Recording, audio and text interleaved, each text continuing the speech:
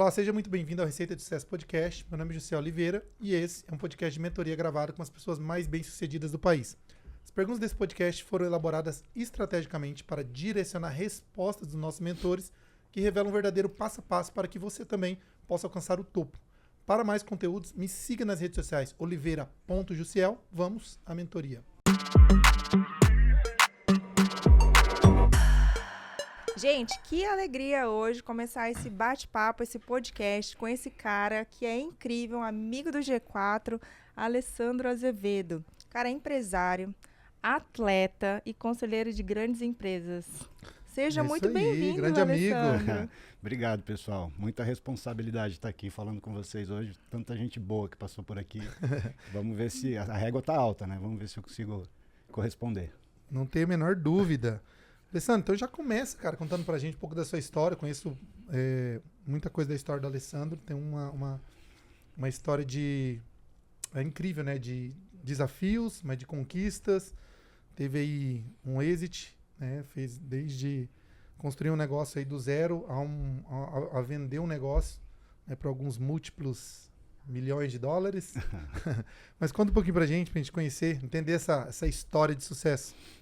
Eu sou de uma família de classe média baixa, mas eu não tenho história triste para contar, né? Meus pais sempre me proporcionaram estudos e eu sempre valorizei muito isso, né? Então, desde pequeno, eu morava na periferia de Osasco e desde pequeno eu sempre tive propósito, sem saber o que era propósito. Sempre quis sair daquela situação, né? Então, eu sempre poupei dinheiro desde criança. Eu gostava de juntar massinho de dinheiro, pegava notas menores para tentar fazer um bolo maior. Então, isso sempre teve muito dentro de mim, né? E seguindo meus estudos, né? Era uma fase muito difícil de estudar porque a gente tem muita distração nesse caminho, né? Quando a gente é jovem. Eu lembro que eu voltando da faculdade, meus amigos estavam no bar e eu queria parar para bater papo, tomar uma cerveja com eles, mas eu tinha que trabalhar no outro dia, depois estudar à noite. Então, são essas escolhas que vão levando a gente para um caminho diferente, né?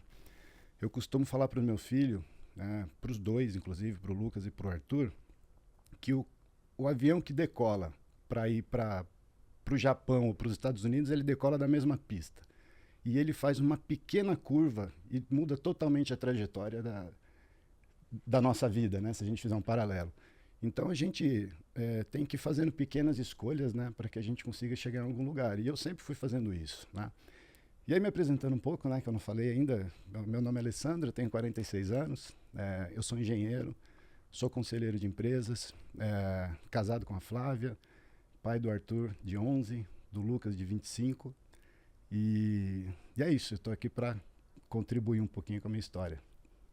Legal demais. E, Alessandro, quando você olha, assim, cara, quais foram os maiores desafios que você enfrentou na sua jornada empreendedora? Começou muito cedo também, né, Alessandro? Comecei. Desde pequeno, eu sempre quis empreender, né? De alguma forma.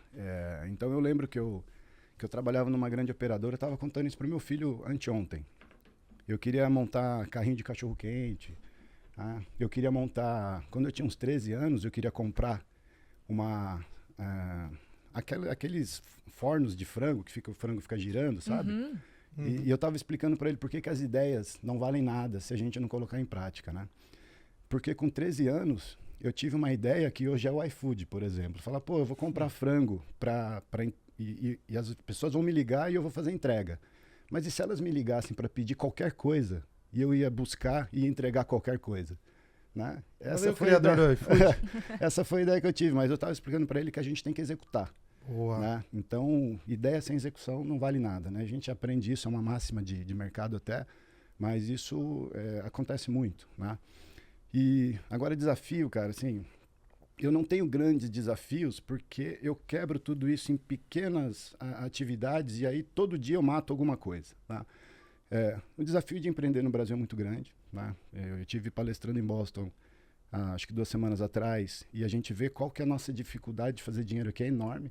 Né? E o pessoal lá tem dificuldade, mas de empreender é muito menor as dificuldades. Né? Eu acho que os desafios aqui são legislação hoje, sabe? Eu quebrei em 2010 e até hoje eu sofro reflexo disso, né? Então, o desafio acho que é esse, é empreender no Brasil. Caramba. E quando você olha assim, para sua trajetória, que você teve vários desafios, vários momentos de superação, mas aí teve um momento que você virou a chave e prosperou. Qual que foi a principal virada de chave? Cara,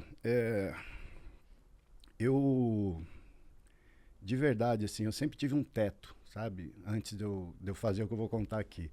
Mas em 2010, quando eu quebrei, eu tinha uma empresa que faturava um X, tinha um teto ali, né? Acho que 1,5 milhão na época. Depois a Fibratec, né, que foi criada depois, ela também chegou num teto, né? Aí eu comecei a pensar, pô, eu acho que o limitador aqui sou eu. Eu acho que eu estou na mesa errada, né? E eu já era influência para outras empresas do meu ramo. Eu fazia muito workshop dentro da minha empresa para compartilhar minhas dores, para o pessoal não passar por aquilo. Mas eu estava só ensinando. Uhum. Eu não estava mais absorvendo nada. Foi quando eu decidi voltar a estudar, né? O que mudou minha vida foi quando eu decidi voltar a estudar. E aí encontrei o G4, né? Fiz a imersão, né? Daquela imersão, eu fui convidado para entrar no clube. Entrei no clube na primeira edição do Class, que foi de Trancoso. Falei, cara, eu vou aproveitar ao máximo esse negócio. Eu fui pro Hot City, eu fui apresentar o meu caso, né? Fui cheio de medo, porque eu não conhecia ninguém. Falei, cara, eu tenho que aproveitar esse momento, né? E naquele Hot City eu sentei, quando eu expus meu caso, primeira coisa que um membro falou, que também tinha um provedor, falou, cara, você tá fudido, tá? Eu já tinha algumas propostas na mesa, ali para negociar a empresa. Dali eu decidi vender aquela operação. Eu tinha uma outra operação ainda que estava muito novinha e estava bem construída. Então eu vendi aquela operação naquele momento, né? Decidi vender, né? Mas a virada de chave foi voltar a estudar. E depois que eu voltei a estudar em 2020, eu nunca mais parei, né? Hoje eu estudo o tempo todo. Não parei. Eu fiquei 1 ano em casa, parado, para construir a Vanguard, que a gente vai falar depois. E nesse 1 ano eu só estudei, né? Eu só me preparei para o mercado. Porque era uma nova empreitada, né? Um novo empreendimento que eu estava fazendo. E me preparei bastante. Mas foi estudar, cara. Foi estudar, mudar de mesa, relacionamento. Em 2010, se eu tivesse dentro do G4 Club, eu não teria quebrado. Eu não teria perdido o contrato que eu perdi, né? Eu teria muito mais relacionamento, eu não teria um cliente só. Eu tinha um cliente só, né? Então, o relacionamento, junto com os estudos, potencializaram demais o Alessandro, né? Hoje, eu sou outra pessoa, para vocês terem ideia, eu ainda tô aterrissando para entender quem eu sou, assim, quem eu tô me transformando, sabe? Porque às vezes a gente se subvaloriza também, né? Eu ainda tô tomando... eu tô aterrissando ainda. Falo, pô, o que o Alessandro se tornou, né? Às vezes as pessoas falam, o que você faz hoje? Puta, cara, o que eu faço hoje? Eu faço bastante coisa, né? Mas a virada de chave foi estudar e mudar de mesa. Caraca, é uma construção, né? É uma construção. Ô, Alessandro, tem muita gente que quebra e fica com aquele medo de recomeçar, duvida muitas vezes da capacidade. Você fala, pô, cara, quebrei, e agora? Vou recomeçar, vou começar tudo de novo. E fica com aquela dúvida. Começa a duvidar da sua capacidade. O que você falaria para essas pessoas? Porque você foi esse cara que não deixou se abater por esse momento. Eu vivi alguns anos de... Eu nunca parei de tentar, né? Eu tentei empreender em outras áreas, né, fora de telecom. Eu nunca parei de tentar. O que eu falaria para essas pessoas apenas para tomar cuidado para empreender em outras áreas? Porque o empreendedor ele nunca vai parar. Ele vai com medo. Todo mundo vai ter esse medo que você está falando. Eu tive, pra caramba. Me senti um merda muitas vezes. Falei, porra, tudo que eu faço dá errado. Mas quando eu voltei para minha área, que era a minha maior experiência de vida, pô, eu estou em telecom desde que eu me formei, desde o colegial. Quando eu voltei para minha área, aí eu me reencontrei, né? O que me prejudicou muito foi o medo que eu peguei de empreender dentro da minha área. né? Eu não deveria ter tido esse medo, né? Não é fácil, né? Quando a gente quebra, eu quebrei e fiquei assim quase 10 anos sem recurso nenhum, né? Entrando para mim. Fazia uma consultoria aqui, outra ali e tal. A Flávia me ajudou bastante no orçamento de casa, mas eu deveria ter persistido na minha área, tá? Eu fui fazer outras coisas que umas não deram certo, outras estavam dando super certo, mas tinha problema com sócio, me roubando, né? Tive muito sócio que me roubou, né? Em várias coisas, né? Então, como eram assuntos que eu não dominava, era mais fácil de ir me roubando até eu pegar, né? Aí, em algum momento, implementava o indicador ali, aí eu pegava, tá? Então, tenta empreender na sua área, onde você conhece, tá? Porra, mas eu quebrei, deu errado. Cara, analisa o que deu errado. Eu sei certinho o que deu errado quando eu quebrei. Eu tinha um contrato só. Era uma empresa de 320 funcionários, atrelada a um único contrato. Tá aí, ó, o erro estratégico meu. Sim. Não era nem de operação. Minha operação era linda, perfeita. Meus indicadores ótimos, né? Então foi um erro estratégico, né? Excelente, excelente dica. Vou pegar então esse gancho, já que a gente está falando de alguns erros. Quais que foram os seus principais erros, Alessandro, que você percebe que são erros padrões, assim, que qualquer empreendedor pode cometer e que não deu certo para você e onde você errou, as pessoas não precisam errar? Você falou aqui de um grande erro, né, que foi ter só contrato com um único cliente.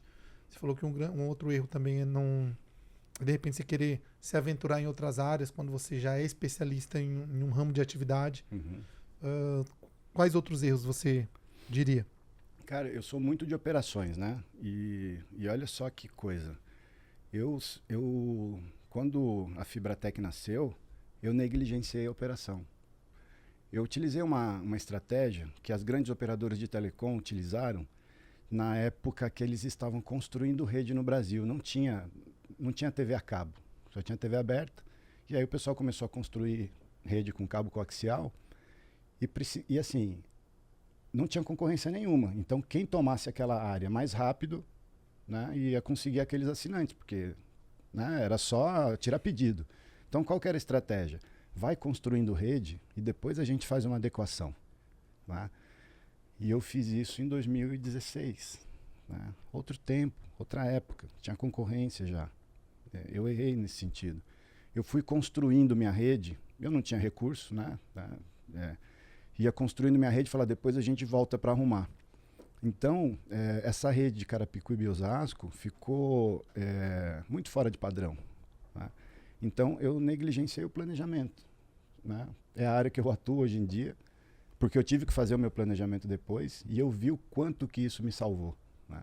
Quando eu aterrissei todos aqueles meus medos, coloquei tudo no papel e planejei quais eram as iniciativas que eu tinha que ter para solucionar aqueles problemas, cara, eu voltei a dormir, né? Isso é o que a gente fala para os nossos clientes, a gente quer fazer você voltar a dormir, né? Porque a gente sabe, eu estava falando com a Karen antes, a gente deita para dormir e fica preocupado com coisas da empresa e tal. Quando a gente planeja, não tem isso. Então, eu recomendo fortemente que a empresa nasceu no dia 1, tem que estar planejada. Não pode ir fazendo, né? Ah, mas não tem recurso para fazer. Tem muita coisa na internet. Tem muita coisa. Dá para buscar, né? Já nasça com uma marca forte, faz um planejamento de marca, faz uma estruturação da empresa. Nem que na mesma caixinha tenha uma pessoa em várias caixinhas da empresa, mas deixa estruturado já, né? Isso, pô, no longo prazo é um ganho enorme. O pessoal não valoriza porque no curto prazo quer executar faturamento, né? Mas deixa muito dinheiro na mesa quando não planeja, né? Estamos falando de planejamento estratégico. Sim, sim. Será que a gente consegue definir os principais pilares, então, para quem está ouvindo a gente, de como montar um planejamento estratégico? Se a gente fosse colocar isso em pilares. No meu Instagram até postei um vídeo ontem falando que o planejamento estratégico tem sido negligenciado, né? O pessoal fala, só montar uma planilha aí, monta um OKR e passa para a sua equipe executar. Mas isso tem muita coisa antes disso, né? A gente tem que implementar código de cultura, né? Criar o código, implementar, trazer pessoas para dentro da empresa para executar a estratégia. Eu não posso chegar numa empresa que está... A gente atende algumas startups. Eu não posso chegar lá e jogar um planejamento que o dono sabe que tem que ser executado e eu vou jogar em qual estrutura? Quem que vai executar? Né? Então, o pilar é cultura, pessoas, né? Fazer as contratações certas, cadeiras certas, e aí sim depois fazer um planejamento estratégico de curtíssimo prazo, para que a gente deixe a empresa no ponto zero. Falar, agora você está estruturado, agora vamos fazer um de médio e longo prazo. E aí todo ano revisitar. Né? Muito importante, as reuniões semanais para acompanhamento da estratégia, né? E, se possível, dependendo do porte da empresa, uma reunião mensal de conselho. Né? Eu acho que isso aí, você tem a operação na mão quando faz isso. E tem muita empresa que erra, né? Tem muita empresa que fala assim, eu vou fazer o planejamento, não revisita, não ajusta as velas ali e deixa a empresa à mercê da sorte. Por isso que na Vanguard a gente não vende isso. Se alguma empresa quiser nos contratar para fazer apenas o planejamento, a gente não faz. Porque 90% das empresas abandonam o planejamento. Né? A operação engole a gente. Eu já fui de operação e sei. Tanto que eu vou nas empresas, eu falo, não posso entrar na sua operação. O dia que eu entrar na sua operação, eu me perdi. Eu tenho que ter uma visão de ilha, né? Eu tenho que estar fora da ilha, vendo a sua empresa de fora. Então, a gente fala que é nose in, hands off, né? Então, eu tenho que estar lá dentro, com o meu nariz lá, olhando, mas eu não posso botar a mão. Né? Então, essa batidinha semanal que a Vanguard faz junto com a equipe. Então, quando a gente monta esse quadro de funcionários, junto com o dono da empresa, a gente tem que nomear alguém para ser o guardião da estratégia. E semanalmente a gente vai fazer reunião com essa pessoa e com os líderes de cada caixinha ali, para a gente ver qual que foi o andamento. Agora, não adianta construir estratégia se você não falar com a base. Né? Cultura é top-down, né? E estratégia é de baixo para cima. Né? A gente tem que falar com a base para entender que os problemas estão lá. E muitas vezes o head ali do departamento, o pessoal do tático, não está captando isso. Ou às vezes é uma gestão muito punitiva e o funcionário não vai falar para o cara. E quando vai um consultor lá, o cara fala, vem cá que eu tenho muita coisa para falar. Né? E aí a gente consegue capturar isso. Entendi. Então, quando eu fiz a pergunta dos pilares do planejamento estratégico, então tem 2 passos antes, que primeiro é entender a cultura da empresa. É criar e implementar. Ah, tá. Isso já faz parte do plano, do planejamento estratégico. Sim, cultura. sim. Ah, legal. Sim. Então tá. Primeiramente é criar e implementar um código de cultura, né? Depois, entender quais são os departamentos que eu vou precisar para tornar aquele plano possível e quais são as pessoas que vão ocupar essas cadeiras. Exato. E terceiro, aí sim vem o plano de ação para chegar naquele objetivo. Isso, mas a gente monta um de curtíssimo prazo primeiro. O que seria curto prazo? 1 ano? 3 meses. 3 meses, tá? 3 meses. Bem intenso para que a gente deixe toda essa estrutura alinhada. E aí, enquanto o pessoal está executando esse planejamento de 3 meses, eu estou com o CEO fazendo de 1 ano e de 1 a 3 anos. Eu não gosto mais de falar de 5 anos, o mercado está muito dinâmico, né? Então a gente faz de 1 a 5 anos e fatalmente esse de 1 ano a gente vai revisitar várias vezes. Né?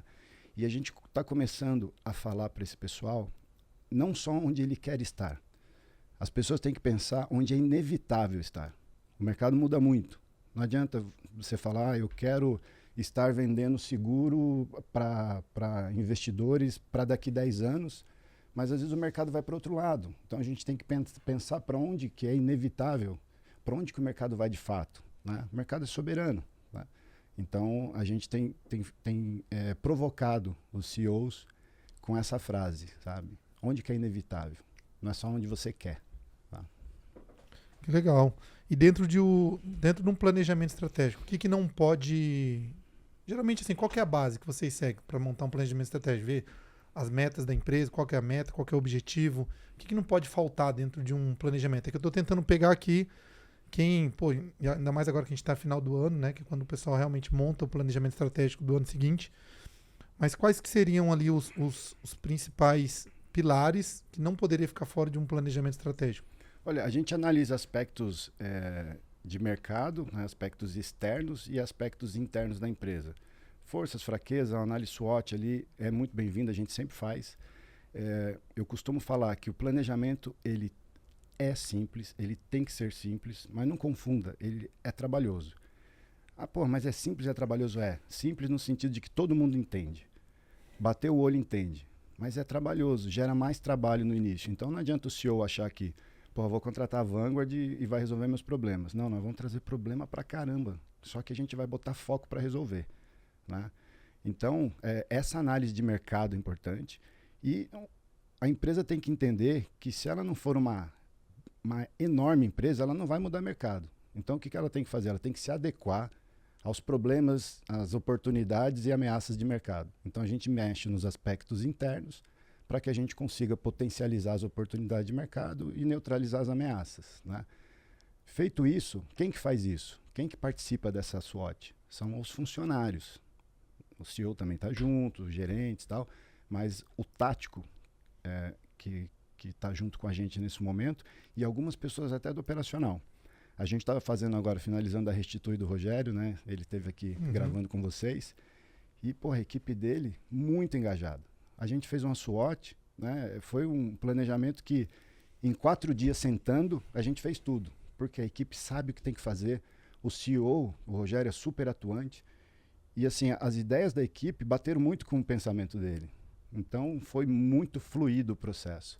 Agora, segunda-feira, a gente já finaliza o planejamento dele e já começa as reuniões de acompanhamento, né? Então, eu acho que se a gente for colocar numa linha do tempo, que eu acho que é isso que você está querendo construir, código de cultura, né? E aí fazer estruturação das cadeiras.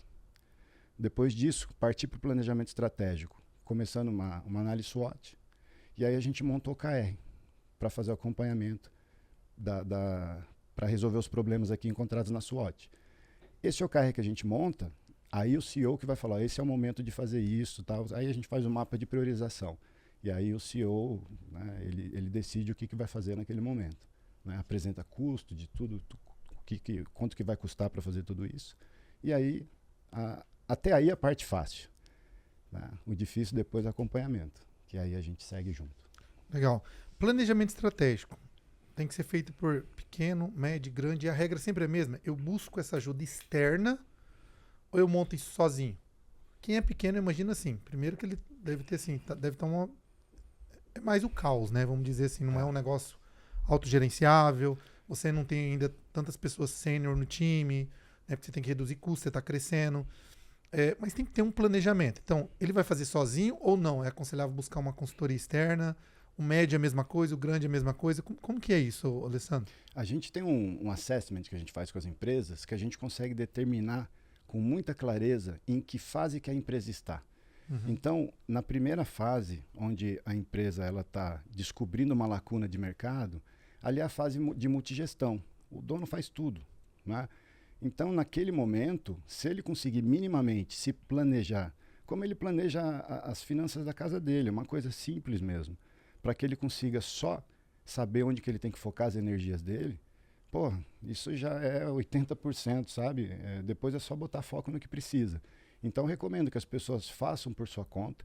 A gente tem esse bump que a gente usa, eu posso depois disponibilizar o link, o pessoal fazer, a gente entrega de uma forma gratuita, porque é muito esclarecedor. Ele mostra em que fase que a empresa está, em que ação o empreendedor tem que botar energia naquele momento. Então, pô, não adianta ele querer otimizar a EBITDA se ele está lá na fase de descoberta de lacuna de mercado, né? Ou está na fase de descobrir a melhor interface com que favoreça seus clientes. Então, ali a gente mostra para ele, cara, bota energia nisso, né? É isso que você tem que fazer agora. E para chegar nisso, a gente tem lá no Bump, para chegar nisso, você tem que cumprir essas fases aqui que estão abaixo, né? Então, esse assessment ajuda bastante. Isso é muito legal porque às vezes a pessoa não sabe nem em que fase que ela tá, né? Você Não vai sabe. mostrar para ela o que ela precisa de fato fazer, aonde que ela precisa colocar energia e quanto de fato isso vai custar para ela. Porque assim, nesse assessment, a gente mostra em qual dimensão ele tem que estar também.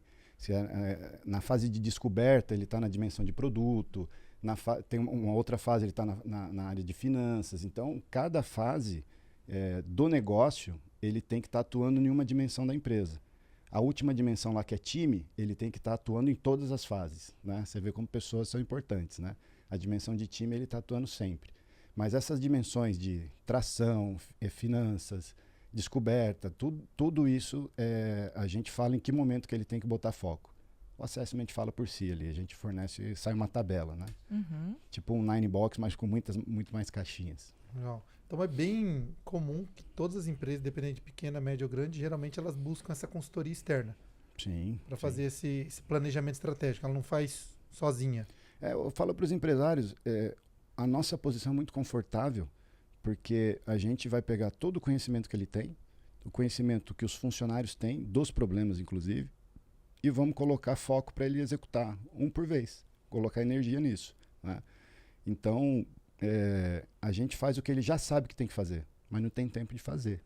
É só isso, simples assim, só que trabalhoso. Tá? Quem participa dessa reunião, quando você vai montar esse planejamento estratégico, é o CEO? Eu vou te dar um exemplo lá do DB House, o restaurante lá do Rio, né, que a gente fez o planejamento lá. Eu fui até lá, conversei com os sócios, com os operadores, né, só que eu fui falar com os garçons e ouvi os clientes também. Dali surgiu muita coisa. Sabe o que foi legal? Os garçons, eles tinham as mesmas queixas, então eram reais, eram verdadeiras, né?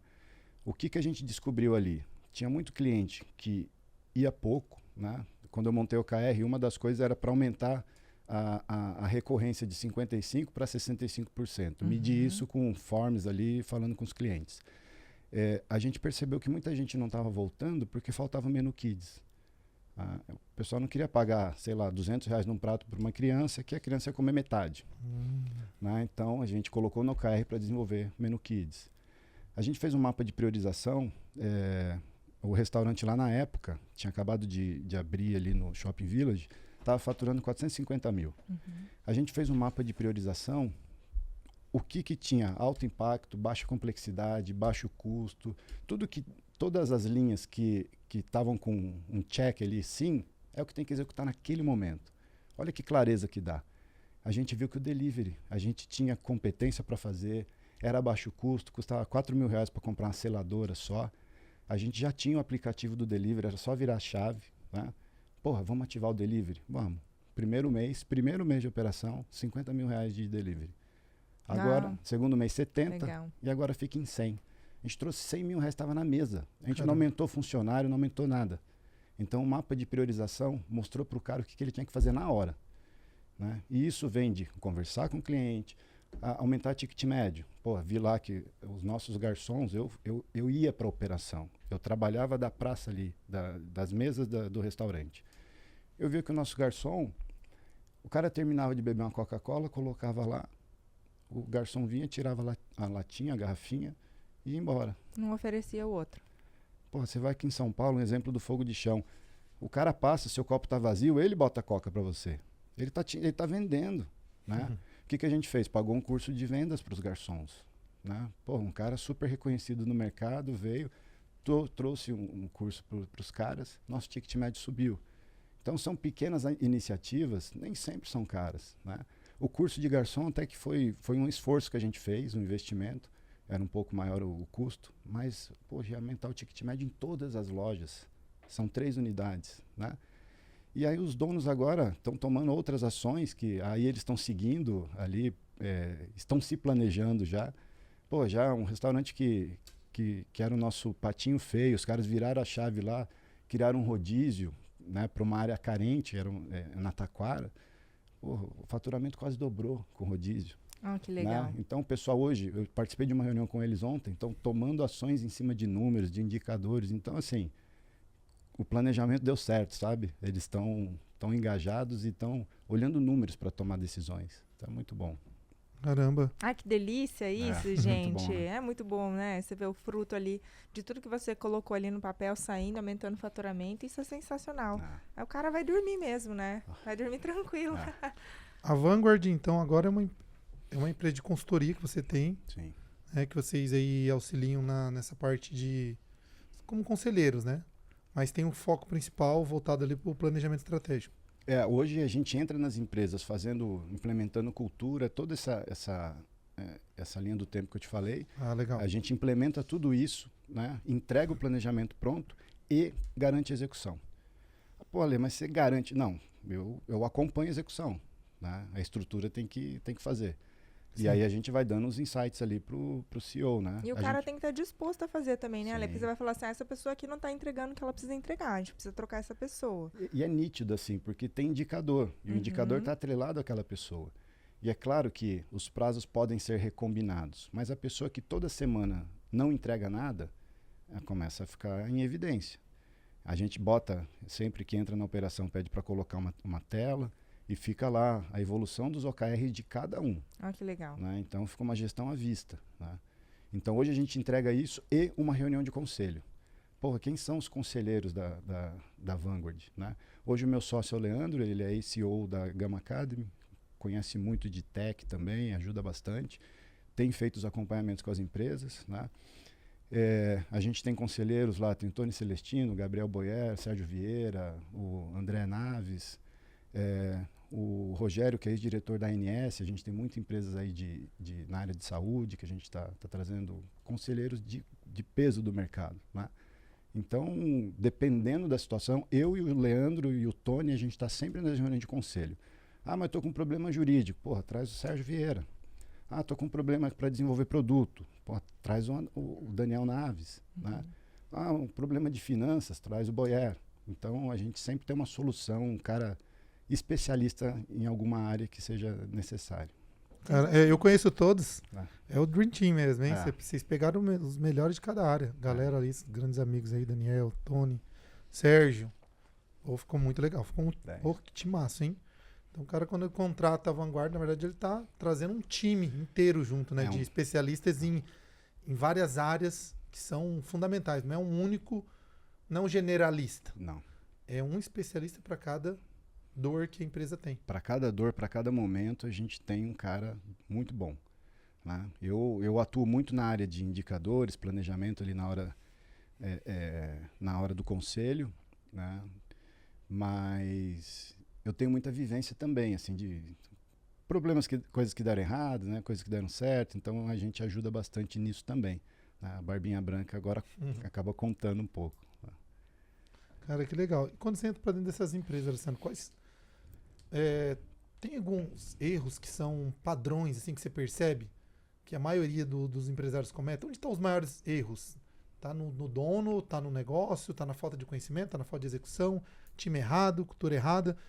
Se você fosse pegar ali os principais erros e problemas que tem um negócio, o que vocês identificam? Cara, em todas essas dimensões sempre tem coisa para arrumar, mas o principal erro é a falta de disponibilidade do CEO para a execução do planejamento. A gente tem tido essa dificuldade, é bem latente hoje, né? O cara nos contrata, mas ele não consegue. Sabe quando a gente fala, vamos parar para afiar o machado? Sim. Precisa entender isso, cara. Eu preciso de você pelo menos 3 dias. Tá. Né, pra gente fazer uma imersão aqui. Deixa a operação, mas vai ferrar. Tá, mas já tá ferrando mesmo. Sim. Né? Segura 3 dias ali e vamos cair para dentro aqui, porque pô, a gente desenha o código de cultura, né? A implementação faz no outro momento, mas desenha o código, começa a fazer ali o planejamento em mais 2 dias, fica quase tudo pronto. Né? E aí eu posso liberar o cara e eu posso falar com a equipe dele, com a estrutura dele. Então a falta de disponibilidade do cara que está dragado já pelo operacional, isso tem sido a nossa maior barreira e o maior erro deles também, porque nos contrata, paga, né, todo mês e às vezes não consegue dar o tempo que a gente precisa para entregar valor. Né? Então para a gente é o momento mais angustiante da consultoria, são os 3 primeiros meses, porque pode-se ter impressão, né, que a gente está lá dentro, pô, estou pagando X para esse cara, ele vem na empresa, fica o dia inteiro, eu não vejo a entrega e tal. A gente está trabalhando, né? Mas a entrega de valor vem a hora que você senta com o cara, fala que o seu OKR está pronto, todas as suas preocupações estão aqui, com data para acabar. Aí é outra parada.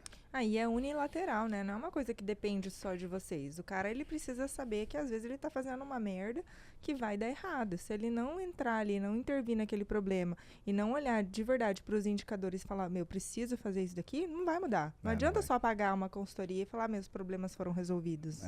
É por isso que agora a gente, os nossos novos contratos, o cliente vai ter que ter alguém lá dentro para ser o guardião da estratégia. Essa pessoa vai ter que ter autonomia para que a gente consiga acioná-la E aí, eu não tô na empresa todo dia, né? Na consultoria. Então, esse cara vai conseguir acessar o CEO e deliberar com ele e trazer informação para a gente. Aí a gente vai ganhar tempo e vai entregar valor mais rápido. Sensacional. E essa falta de disponibilidade é justamente porque ele está dragado ali pela operação. E isso vem em todos os níveis de empresa, desde pequeno, médio e até grandes empresas, ou não? Geralmente é mais o pequeno? Cara, em todas, tá? Em todas que a gente tá atuando. Para você ter ideia, eu participei do curso ali de conselheiro da Dom Cabral e eu tive contato ali com pessoas do conselho da Vale. Cara, não muda nada, assim, sabe? Muda nada. Então, o G4 eu acho que trouxe muito isso pra gente, a humanização do empresário, né? A gente lida com empresários de todos os tamanhos ali e a gente vê que as dores são as mesmas, só muda o faturamento. Sim. Né? Tanto que hoje a gente atua em qualquer nível de empresa, porque pra gente não muda nada. Os problemas são muito iguais, muito iguais. A diferença é que o cara, de uma grande empresa, ele não vai estar direto lá no operacional, mas o tático dele é muito grande também, e aí ele fica ali tomado não tem tempo e está sendo engolido pela operação do mesmo jeito. Né? Então, é tudo a mesma coisa, cara. E na tua visão, então, qual seria as prioridades de um CEO, de um gestor? Onde que ele deveria colocar o foco? Como que ele deveria distribuir o tempo dele, fazer a gestão do tempo dele?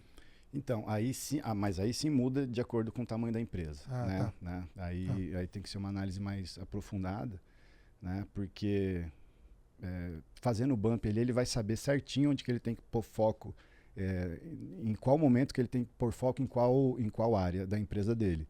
Mas aí eu acho que é uma análise mais aprofundada, assim, não dá para generalizar, sabe? Uhum. Legal. E é o bump que a gente vai disponibilizar, né? Isso, eu vou disponibilizar o link depois. Final. Exatamente. Para quem curtir, para quem compartilhar, para quem enviar para todas as pessoas, porque isso é um puta num presente. A gente cobra para fazer isso, né? Esse bump, né? Cobra alto e a gente está disponibilizando aqui para os ouvintes. Ah, que legal. A gente vai deixar o link então aqui na descrição do episódio, só clicar para ter acesso a esse grande presente. Aproveitar, dizer que esse podcast tem um patrocínio da Monte Investimentos. Você está pensando em diversificar sua carteira com segurança. A Monte é o maior especialista em alavancagem patrimonial, trabalha com estratégias através de cartas de crédito e consórcio, onde você tem a opção de fazer aportes mensais. A Monte vai fazer uma gestão estratégica. Quando você é contemplado, você pode vender essa carta, realizar o lucro e não paga mais parcela. Essas cartas valem ouro no mercado, porque elas dão acesso imediato a um custo efetivo total mais barato do dinheiro. Ou você tem a opção de alavancar patrimônio, investir no mercado imobiliário sem precisar descapitalizar. Você compra um imóvel, aluga esse imóvel, com o valor do aluguel você paga a parcela. Depois de um tempo, você vai ter ali um patrimônio valorizado, te gerando renda vitalícia, ao qual você comprou esse patrimônio com capital de terceiros. Então chama o pessoal da Monteu, fala que eu vi no Receita de Sucesso Podcast, você vai ter acesso a uma consultoria gratuita e personalizada. Pedir para seguir Receita de Sucesso nas redes sociais, Instagram, nós estamos disponíveis no Spotify, no YouTube, se inscreva no canal do YouTube, toda semana tem episódio novo. Dando continuidade aqui com meu amigo, que é cliente também da Monteu. Agora, sou cliente. Que é cliente lá da Monteu também. Alessandro, você teve a experiência de vender uma empresa, né? E foi muito bem sucedido, foi uma grande venda que você fez. Cara, o que vem depois disso? Qual que é a sensação de vender uma empresa?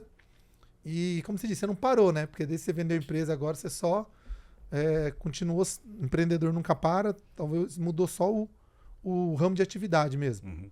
Assim, não mudou nada, assim, na minha vida pessoal, por exemplo, eu tenho, meus hábitos são simples, assim, não são muito sofisticados, né? Eu brinco que os meus amigos de Manaus conhecem mais restaurante de São Paulo do que eu, tá? Eu gosto muito de trabalhar, né? Sou empreendedor desde sempre e realmente eu fiquei um ano buscando alguma coisa para fazer, né? E eu falei, poxa, eu vou vender conhecimento, né? O João Torre que me deu um toque. Eu falei, poxa, eu sentava com ele, né? Fala, você me ajuda pra caramba toda vez que você senta aqui e tal. Por que você não começa a cobrar isso? Eu falei, pô, legal, eu vou bolar um produto, né? Então, ontem mesmo a gente estava conversando com um cliente, o Márcio brasileiro, ele é novo lá no clube. E ele estava falando que, cara, que fantástico que vocês fizeram, porque vocês produtizaram uma coisa que não dava para produtizar, né? Então, esse formato que a gente fez na Vanguard, assim, é fruto de muito estudo meu, e aí, pô, veio o Leandro, o Tony como conselheiro também, enriqueceram demais. E aí eu comecei a empreender dessa forma. Eu só não quero... É claro que, às vezes, o mercado leva a gente para um lado que é inevitável, né? Sempre inevitável. Mas hoje eu não gostaria de ter uma estrutura enorme, com muitos funcionários, né? Que, de novo, no Brasil é bem difícil assim, lidar com tudo isso. Então, é uma coisa que eu não gostaria hoje em dia. Então, o que mudou, acho que é isso, né? Eu falei, pô, eu vou fazer uma coisa mais tranquila, um pouco, que eu amo fazer de graça, né? Por que não cobrar para fazer isso, né? Então, hoje a minha vida tá desse jeito, mas já tá corrida pra caramba. Eu tinha dias da semana livre, já não tenho mais, né? O Leandro tinha também, já não tem mais, né? A gente vai ter que contratar time, né? Mas nada de 300, acredito que não, mas se for inevitável eu vou ter que fazer.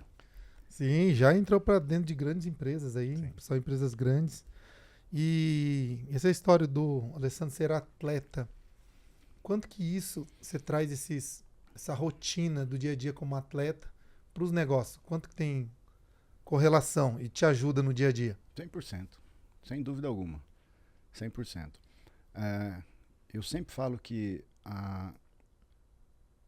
o esporte que eu pratico me salvou muitas vezes, porque de 2010 até 2016, a única coisa que estava sob meu controle era meu corpo.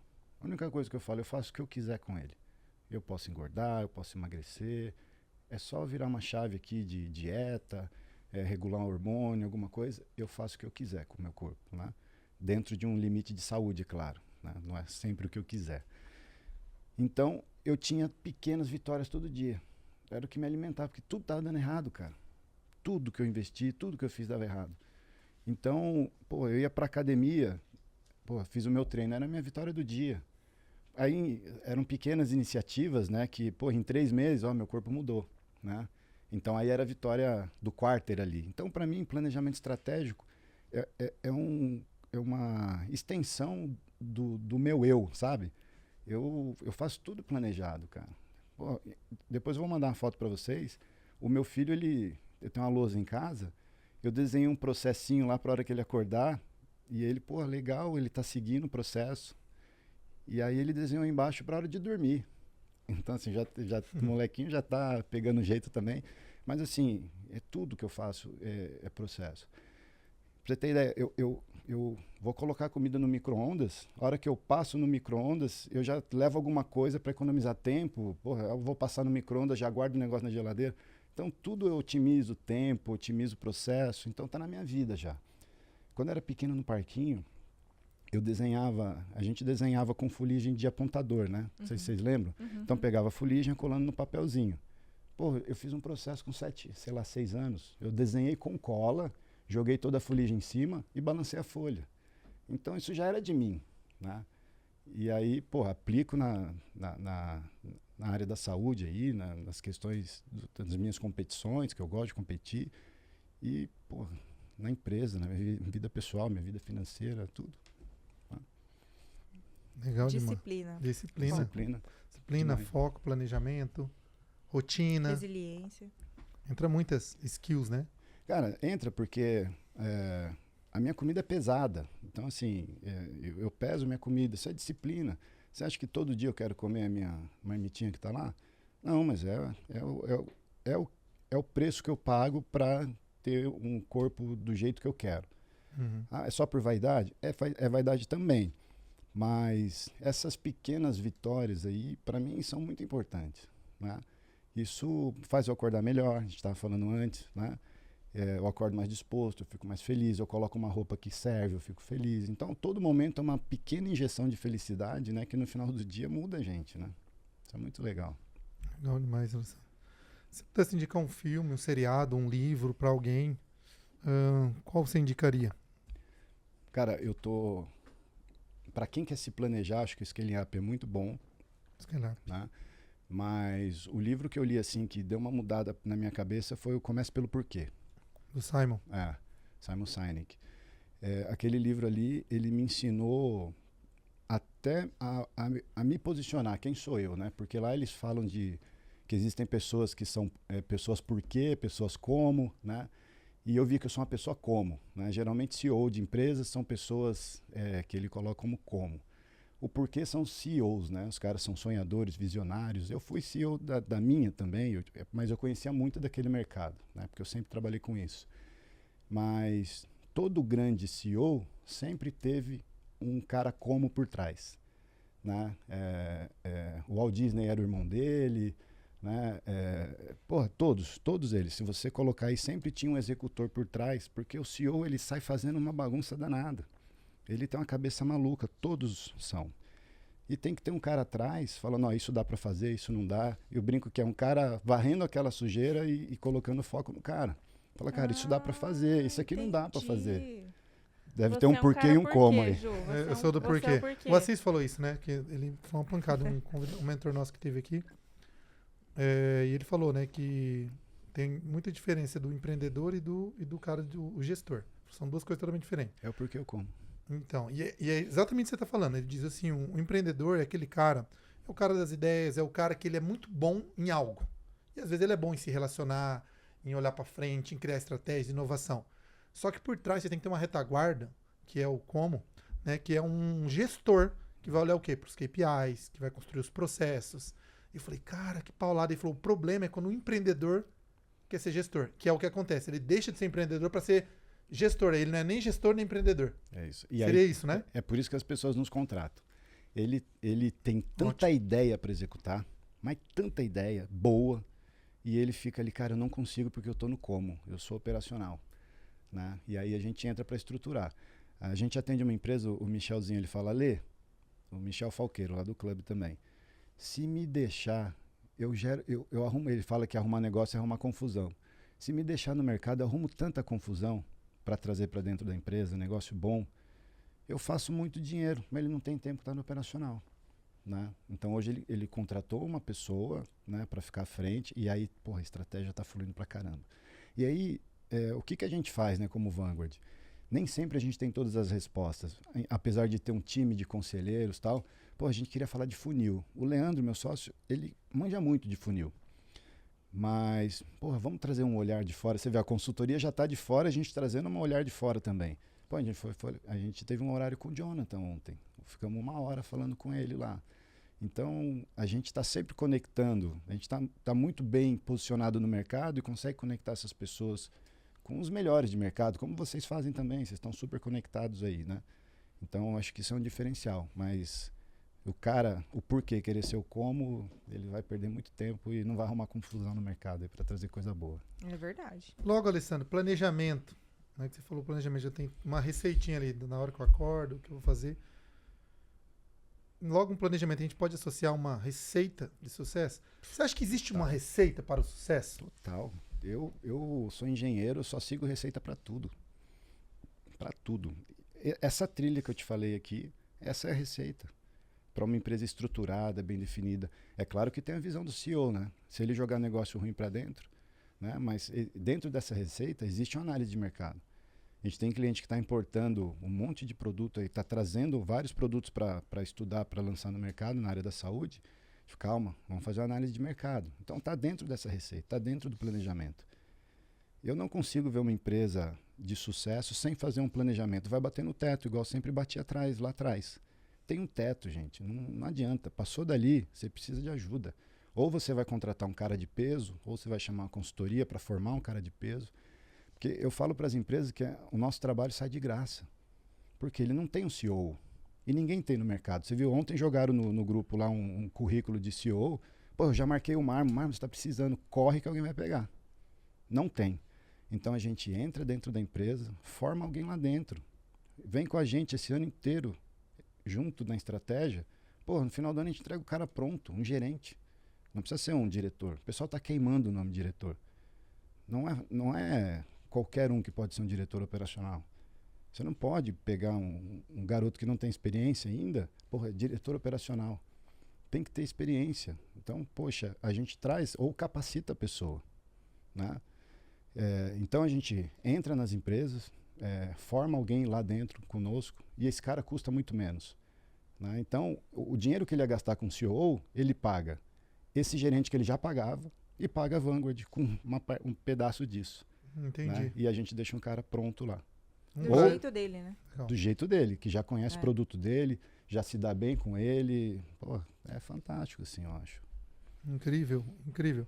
Luciano, se hoje você fosse dormir e perdesse aí todo o seu conhecimento, todo o seu network, Essa todo o pergunta. seu dinheiro, que eu sei que não é pouco, né?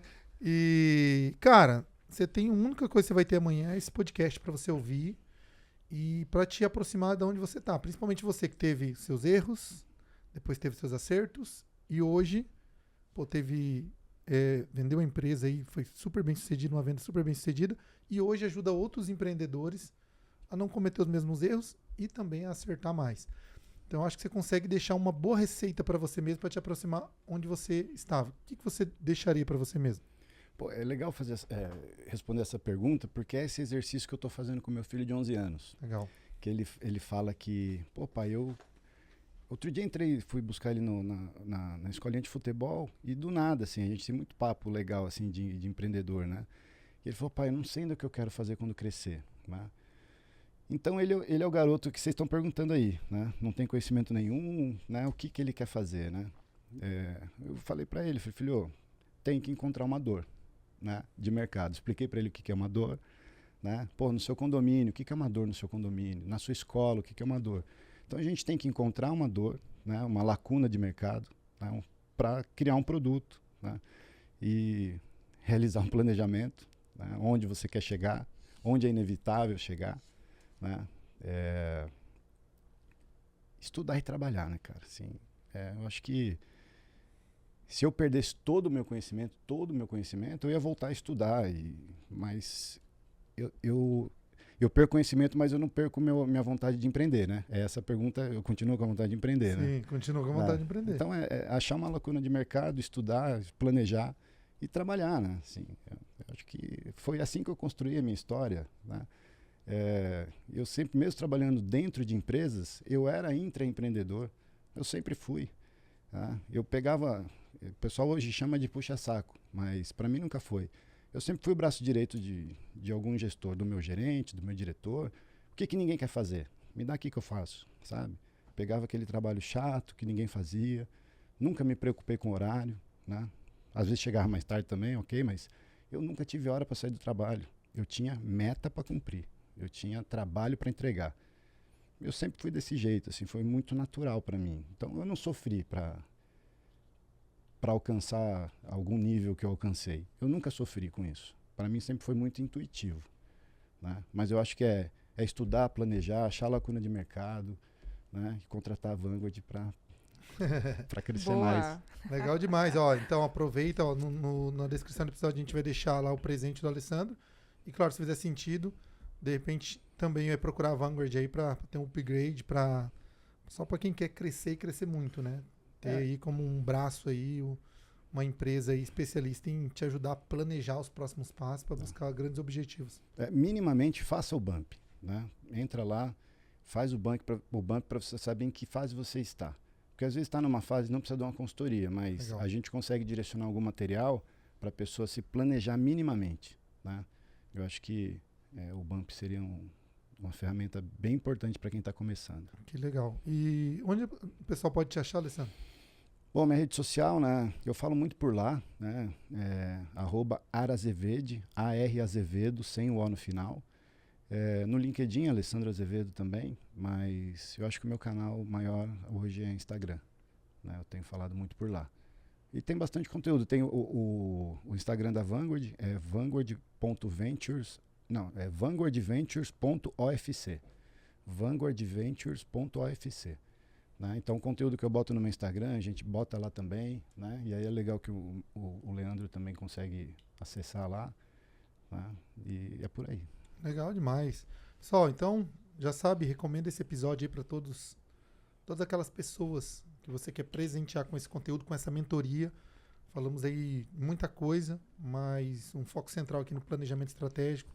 Final de ano agora, a hora da gente se organizar, criar nossas metas para 2024, para crescer nossos negócios, ajudar mais pessoas, né, gerar novos empregos. Então, é um presente que você vai estar dando para qualquer pessoa. A melhor forma de você compartilhar a riqueza é compartilhando conhecimento. Então, ao compartilhar um conhecimento como esse com seus amigos, é uma forma de dar um presente que não tem como precificar, né? Tem coisa que tem preço, tem coisa que tem valor. Então, essa mentoria aqui é uma mentoria de muito valor. E pedir para me seguir nas redes sociais, oliveira.oficial. A gente sempre está postando muito conteúdo lá também no Instagram. E a Karen? Isso aí. Gente, ó, vou reforçar aqui o pedido, porque esse podcast, ele serve para todo mundo. Serve para aquela pessoa que está naquele momento crucial ali, né, da empresa, preciso crescer, faturamento, preciso fazer uma gestão estratégica com qualidade. É para aquelas pessoas também que já, né, estão assim, e agora? O que eu vou fazer? Jogo tudo isso que eu fiz até agora no lixo? Vou fazer outra coisa? Não, para tudo tem solução.